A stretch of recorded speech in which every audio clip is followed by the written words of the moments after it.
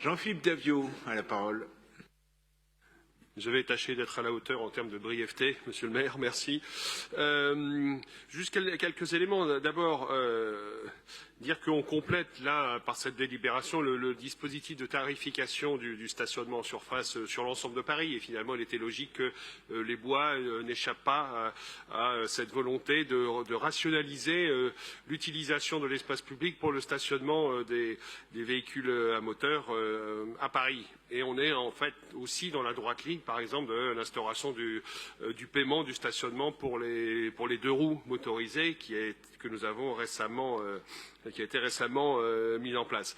C'est donc en toute logique que la ville avance parce que finalement, tout en adaptant, d'ailleurs on le voit très bien, la tarification aux usages un peu spécifiques qui sont faits des bois de Vincennes et des bois de Boulogne avec les différentes activités de loisirs, de promenades, de sport, etc., de stationnement des bus. Bon, il est donc logique que cette tarification tienne compte de ces spécificités, mais il était aussi logique qu'il y ait une tarification dans ces lieux-là. C'est vraiment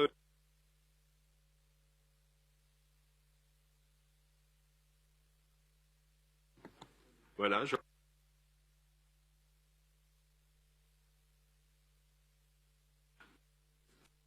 Bon, oui. Je me dépêche tant que ça fonctionne encore. C'est donc là l'illustration de la volonté de la ville de Paris d'avoir un usage partagé entre les différents utilisateurs de l'espace public à Paris.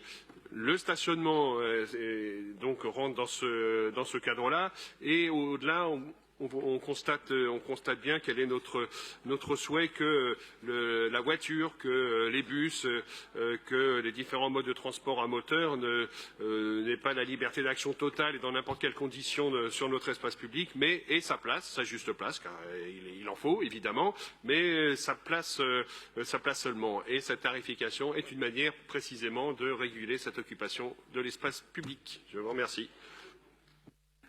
Merci beaucoup Jean-Philippe Davio.